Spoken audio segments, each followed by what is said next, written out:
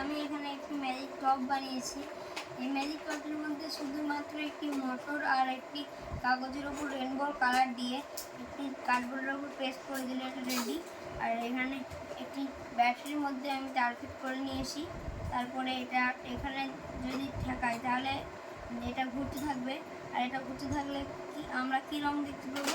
আমরা এখানে রং দেখতে পাবো সাদা। তো এর জন্য এটার নাম হচ্ছে ম্যাজিক টপ। তো চলুন এটা করে দেখা যাক।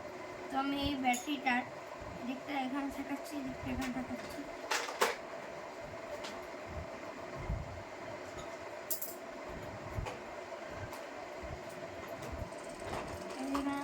দেখুন এটা ঘুরছে।